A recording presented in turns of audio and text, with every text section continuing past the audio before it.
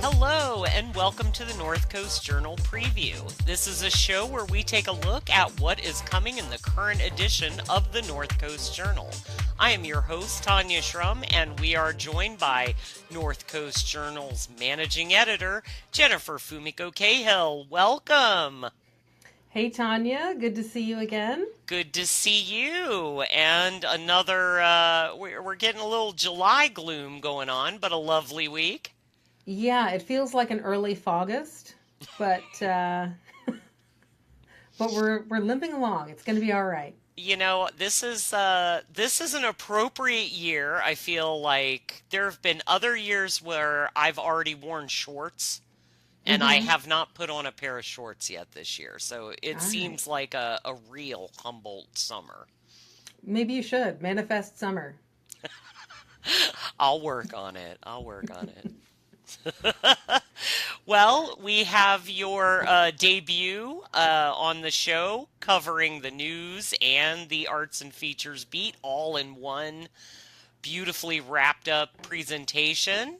Do you want to get into this unfortunately really heavy cover story we have to work with this week?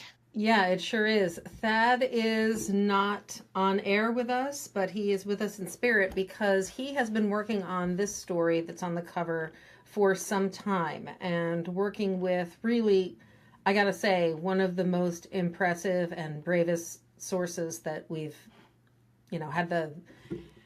had the luck and the honor to help share her story. So this week, the story on the cover is titled "The Disappearing Registrants." And I know a lot of people check the Megan's Law registry. And if you're not familiar with it, it is, I guess you're probably sleeping better than the rest of us. But the Megan's Law registrant database is a place where you can put in your address or an address and see where the registered sex offenders in your or any neighborhood are. This is in the state of California only. And it's something that, when you're house hunting and things like that, I know lots of people who have used that and lots of people who have looked around to see where, for example, their abusers are. So this is the story of Elizabeth Thurston, and she was 5 years old when her abuse started at the hands of her neighbor. This was her neighbor's dad, somebody that, she used to go over and play with the kid who lived there. And Ronald Baroni is the name of her abuser who was convicted. And that abuse lasted from when she was 5 until she was 8.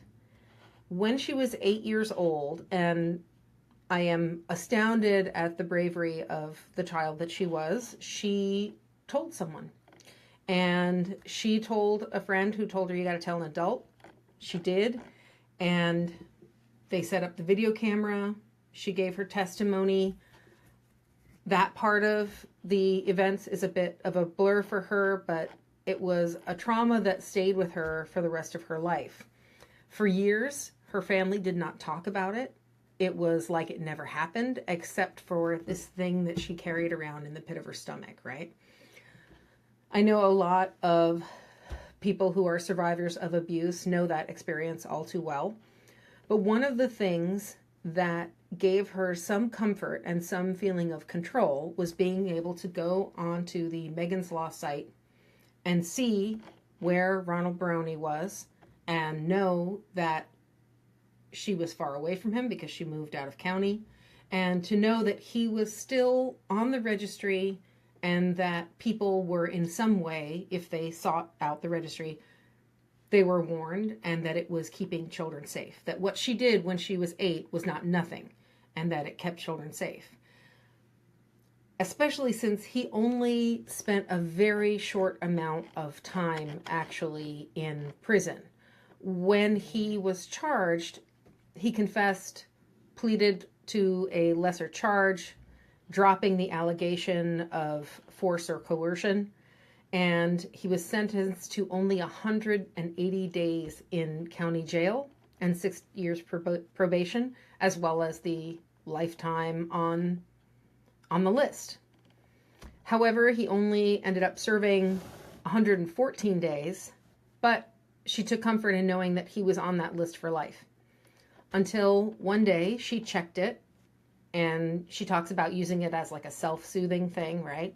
So she went to go check it, and he wasn't there. She checked it again, he was on, he was off, and then vanished for good. It turns out this is because of a law that passed in 2017. So this law is, let me see if I can find the number. It is SB 384. And it passed quietly and without too much of a fight, despite the fact that it likely passed without the people voting on it really understanding it. When the debate was on the state Senate floor, the discussion turned sideways in a way that really honestly hit me pretty hard when I was reading it. So Melissa Melendez, who is a Republican from Riverside, was telling her colleagues, don't vote for this bill. It is going to be bad for public safety. She explained that the bill, which is broken down into tiers, there's tier 1, tier 2, and tier 3. Tier 1 is meant to be lower level offenses like indecent exposure, misdemeanor sexual battery, which is still touching someone against their will, right? So we're still serious here. Again, things like misdemeanor possession of child pornography still sounds pretty serious to me. But this would mean that you could, if you were convicted of these crimes, you could petition for removal from the registry after 10 years. Tier 2 meant that other offenses that are on, for example, having to do with a child under 14 and things like penetration with a foreign object, really serious, still could petition after 20 years for removal from Megan's Law. And then the lifetime registration would be unbreakable for cases of rape, felony possession of child pornography, sex trafficking, things considered more severe or violent. So Melendez tried to explain to her colleagues that some the tier 2 designation, right, still includes kids under 14, still includes a lot of stuff that automatically most reasonable people would say, oh no, he needs to stay on that list, right?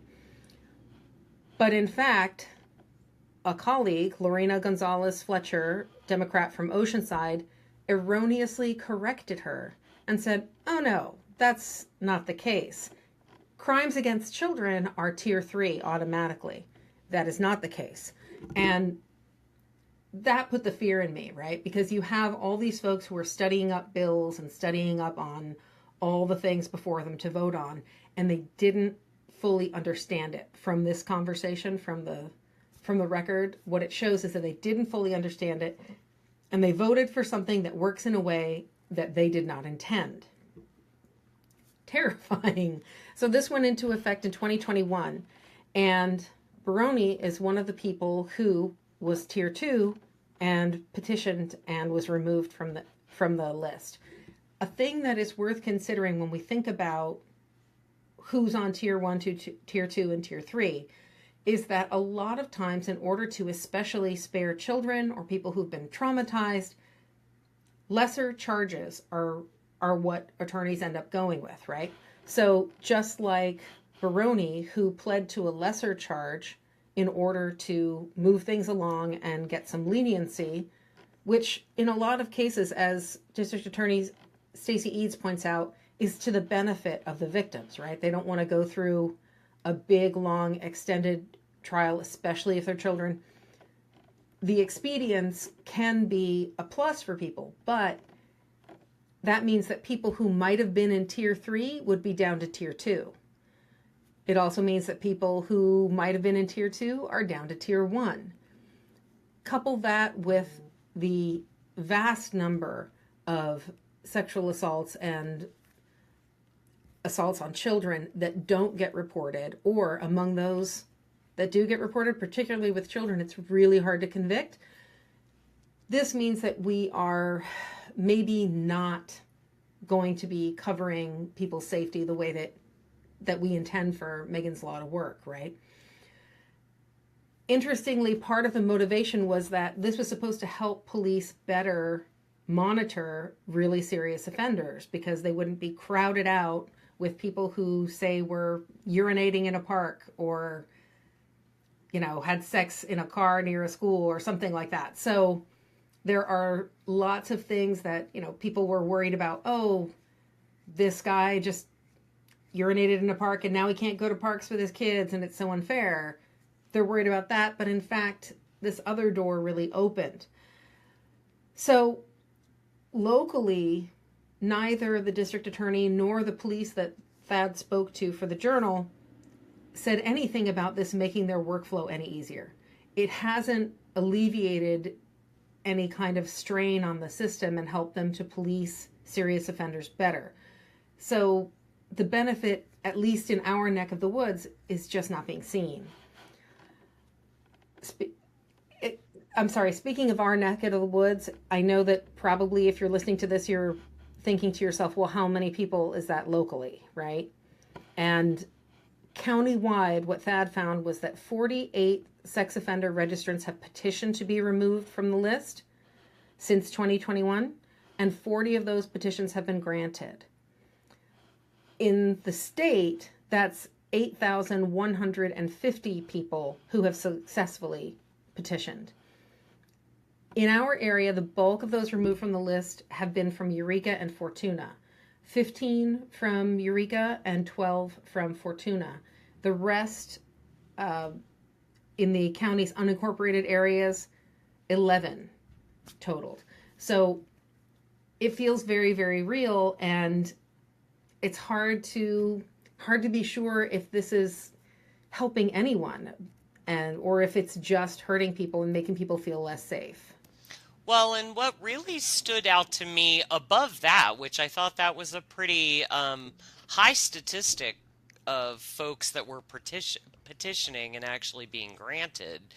But the thing that really stood out to me, and I'm glad that Ms. Thurston is addressing this, and that is that no acknowledgement of the victims was included in this, as far as notifying them of these changes. Mm-hmm. Or allowing them to do an impact statement, like when someone goes on parole, right? Absolutely. So that was something that she's really pushed for. She is pushing for, pardon me, by speaking to politicians, including State Senator Mike McGuire, for the opportunity to provide victim impact statements, for notification, and this seems so logical to me personally, that child sexual abuse victims should be able to obtain lifetime restraining orders against their abusers. That seems like the easiest call in the world. But she's been pushing for this, and she has been sharing this really traumatic story publicly and with us. And I am so grateful for the trust that she's given us with this story, because I feel like a lot of people are going to be in the same boat with her. And a lot of people are going to be able to relate with this, and hopefully will be able to join in her fight. And as far as I'm concerned, she said at one point, I feel like my government has really failed to keep me safe. Pardon me. She also, when she talked about what has kept her going through this fight, she said it's not really hope, which is interesting. She said, the need to avoid the alternative, acceptance that this is just the way the world is, kept me going more than hope ever did. The other thing that kept her hoping was some of the local nonprofits that she went to for help, including North Coast Rape Crisis Team. They have done incredible work in our area, and they are really one of the few supports that's just for victims of sexual assault, to help them, not necessarily as an arm of law enforcement, but just as a separate nonprofit that is just out there to take care of you. She talked about the help and the support that she's gotten from them, and how much it's meant for her. And we do have contact for North Coast Rape Crisis at the bottom of the story if anyone needs it. But it's, again, I'm just so amazed at her bravery. I am shocked that this has happened, and also just really grateful that she shared it, because it's not something I would have known or understood if she didn't. Absolutely. And I think a lot of the readers will probably feel the same way, and this will be very eye-opening reporting for them. And I appreciate Thad's outgoing work that's still being published, and that what a difficult story to handle with such sensitivity. Yeah, it was really something. And if I can just add one more thing before we move on, she actually is a pretty incredible person. She talked about how, okay, she can understand how hard it would be for someone to be on the Megan's Law list for life. And she said at one point, I do have sympathy for that, but my sympathy only extends so far, and I have more sympathy for victims. Well said. And before we move on to the other article that we have to discuss, there is some very relatable local news to this as well. Yeah, we have had, boy, quite a day in the courts. So you may have heard about the case of Richard Stovach, who is a convicted sexually violent predator who, after a long list of offenses, has been in a correctional hospital facility and was to be let out and was to be placed in Manila as part of a gradual rehabilitation of people. So they're not meant to stay in prison forever.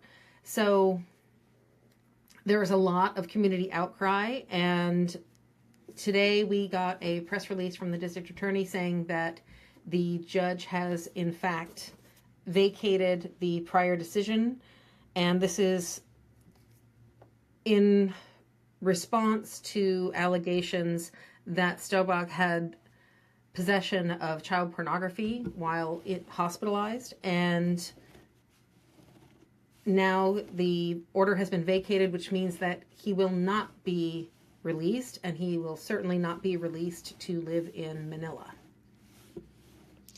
It's interesting that this came out coupled with this cover story this week, so I'm glad that we were able to bring it up here. Yeah, there will be further coverage by Kim Ware, our assistant editor. She's going to be handling it and talking about it, likely in next week's paper, but definitely at northcoastjournal.com, so you can check it out there if you want the full update.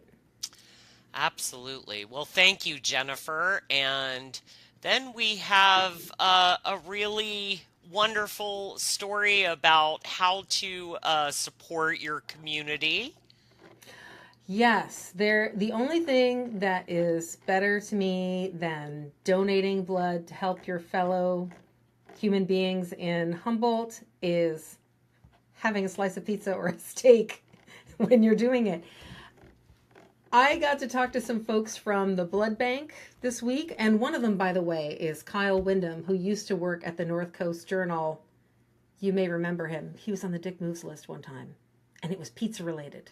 I won't spoil it. So anyway, but he is now the director of donor services over there, and he is oh wait, did I get his title wrong? Shoot, I might have gotten his title wrong. Yes, director of donor resources, sorry. He and some other folks over there, including Sierra Carter, who is a donor recruiter, talked to me about the events that they schedule, the drives that they schedule around food or connected to food. I don't know if you've ever gone, but if you're going to give blood, I got to tell you, there are some, you can make it an outing. You can make it a social event with your friends. I am planning to go to the July 19th event at Alchemy. They have that pop-up space in Arcata, and they're going to have a wonderful vegetarian chef there, and you can get a fancy mocktail. They'll give you a free mocktail after you donate. So I am absolutely bleeding my way to a free drink over there. I've also gone to the one in Ferndale. The Ferndale Firehouse twice a year does a thing where they have steaks. You have a big barbecued grilled steak and mashed potatoes, or rather potatoes. It was potato salad. There was a macaroni salad option also. And slaw. And you get like salad. And you get basically a steak dinner cooked by firefighters for giving your blood. It's fantastic. I went with my son. It was great. But there are lots of events, including the Battle of the Badges and things like that, that are kind of built around having a barbecue, giving out pizza. Westside Pizza regularly does a free lunch, pizza lunch special, where you donate and you get a little coupon to go and collect a 2-slice and soda lunch special, which is pretty good. Because you were going to get pizza anyway, right? Right? I mean, you're going to drop a pint of blood. You need to replenish. Sierra Carter informed me that you need to replenish both your hydration. You need to drink some water. You need to have juice, etc. And also sugary snacks, which is what they always give you at the blood bank. Bless them. They always have donuts, things like that. I'm told that they got 100 cases of Girl Scout cookies if you are a person who likes a Samoa.